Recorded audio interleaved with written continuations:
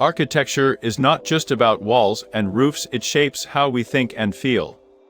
Studies show that high ceilings boost creativity, while cramped spaces trigger stress.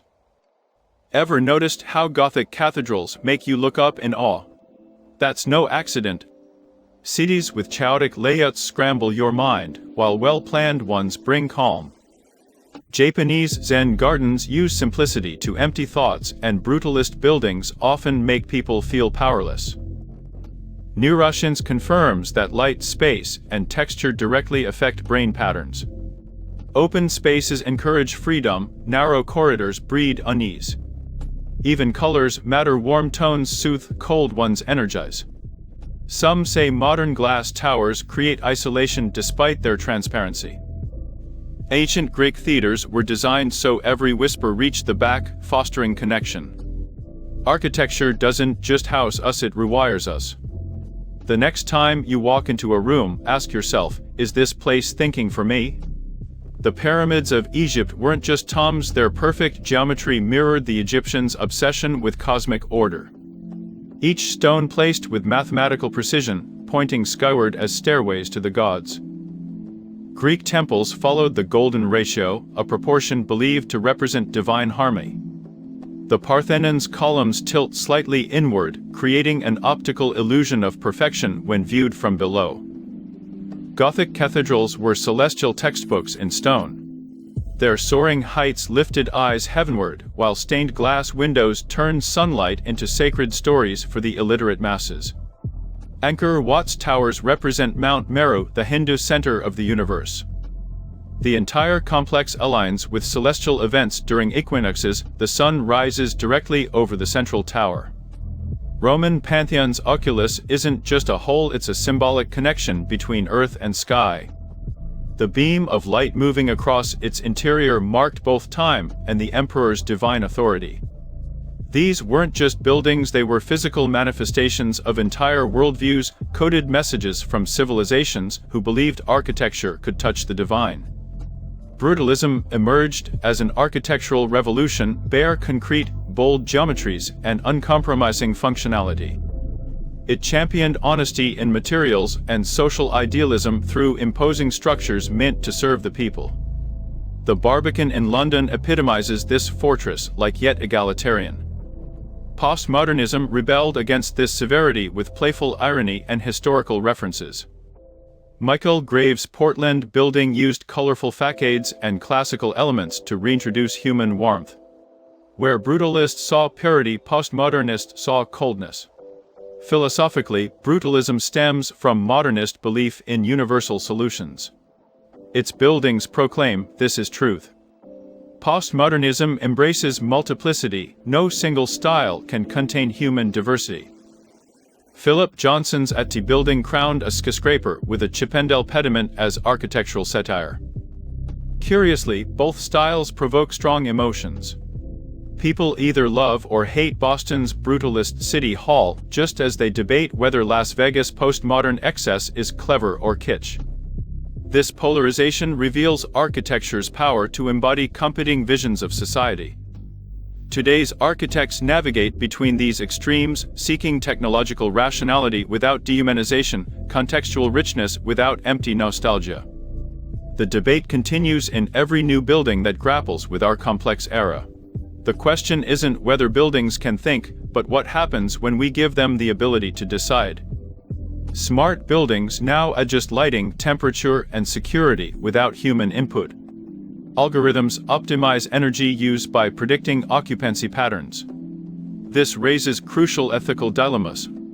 Should an office silence phone calls automatically when detecting a meeting? Can a hospital ward prioritize certain patients based on an assessment? Architects must determine where to draw the line between efficiency and autonomy. Data collection presents another challenge. Buildings with thousands of sensors create detailed behavioral maps of occupants. Who owns this information? UNESCO warns that intelligent architecture could become surveillance architecture if unregulated. Historical preservation faces new questions too. When adaptive algorithms constantly modify a structure, at what point does it stop being the original building? The Venice Charter may need updating for self-adjusting monuments. Perhaps the most profound issue is responsibility. If an A-designed building layout causes psychological harm, who's accountable? Architects, programmers, or the machine itself? As buildings get smarter, our ethical frameworks must evolve faster. Space speaks to us before words ever could. A cathedral's vaulted ceiling triggers awe not by doctrine, but by sheer volume that makes humans feel small yet connected to something greater. Science confirms these reactions. Low ceilings with warm lighting create intimacy, triggering oxytocin release. Museum corridors that gradually widen create subconscious anticipation, while sudden narrow passages raise heart rates by 15. Elemental contrasts wield emotional power. Think of stepping from a cramped medieval street into the sudden openness of a Renaissance piazza. That gasp you feel is architecture working directly on your neurology. Japanese Ngoa design deliberately blurs indoor-outdoor boundaries to induce calm. Colors manipulate moods with biological precision. Blue hues lower blood pressure, but suppress appetite, hence their use in airport lounges, but never restaurants. Hospital studies show patients recover faster in rooms with nature views than blank walls. Even emptiness carries meaning. The uncompromising negative space in Louis Barrag's designs creates intentional pauses for reflection. In our overstimulated world, well-designed space may be the last true sanctuary for controlled emotion. Architecture doesn't just host our lives, it scripts our emotional responses. Those who understand space philosophy don't just build structures, they compose experiences. Urban utopias consistently share one unexpected flaw: they succeed brilliantly at everything except being livable. Le Corbusier's radiant city proposed identical towers in park-like settings, a mathematical vision of equality that became isolating concrete jungles. Braslier's airplane-shaped plan won UNESCO recognition while creating a city where pedestrians feel irrelevant. Superblocks designed for efficiency became alienating, proving that straight lines rarely reflect human behavior. The Soviet microrayon system achieved impressive housing quotas, while accidentally manufacturing social despair.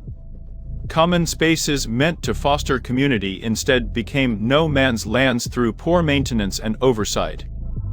Even Celebration, Florida Disney's master-planned town, struggled with unexpected realities. Its pristine neighborhoods couldn't prevent the same suburban alienation it aimed to cure, demonstrating that charm can't be legislated through design codes alone. These failures reveal a crucial truth: cities aren't machines to be perfected, but ecosystems to be cultivated. The most resilient urban areas grow organically, allowing for adaptation and surprise, precisely what utopian schemes intentionally eliminate.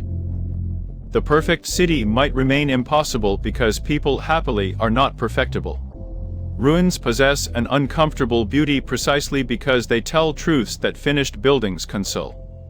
The Parthenon's broken columns reveal how time undoes all human grandeur, while Pompeii's preserved streets show daily life interrupted mid-moment. Decay follows patterns science can predict, but art can't resist.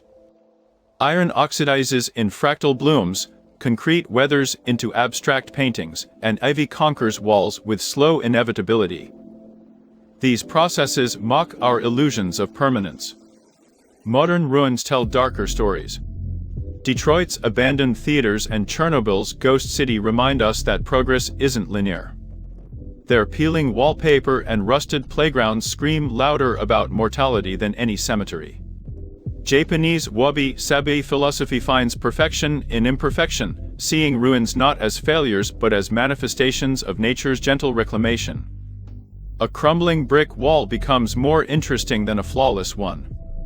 At Detroit's Michigan Central Station, nature's reconquest creates accidental beauty: saplings growing through waiting room floors, sunlight filtering through collapsed roofs.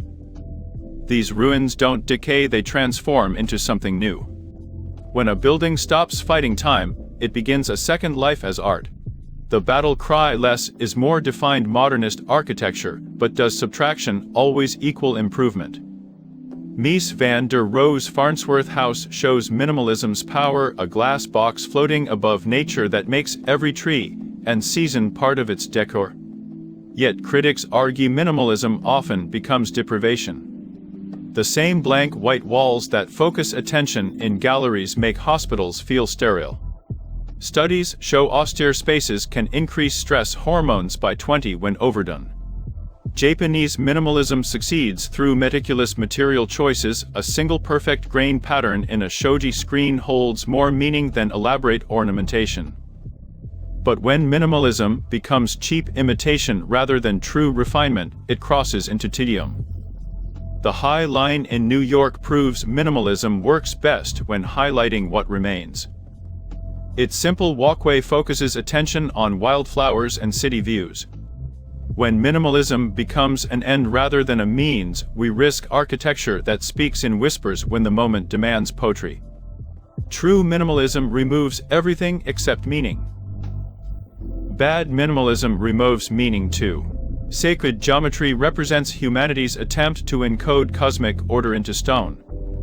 The golden ratio, approximately 1:618, appears in nature from seashells to galaxies, and architects have harnessed it for millennia.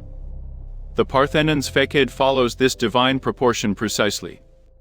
Analysis shows its columns, pediment, and base all relate through golden rectangles, creating visual harmony that still feels perfect after 500 years. Gothic cathedrals took geometry further, using complex compass constructions to achieve mathematical divinity. Chartres cathedral's floor plan forms a perfect vesica piscis, creating sacred space through pure geometry. Islamic architecture transformed geometry into spiritual contemplation. Intricate tile patterns in the Alhambra demonstrate infinite complexity from simple circles and lines, a visual representation of divine unity. Modern neuroscience suggests why these proportions resonate. Brain scans show golden ratio compositions trigger heightened activity in pleasure centers. Whether divinely inspired or biologically programmed, sacred geometry remains architecture's hidden language of perfection.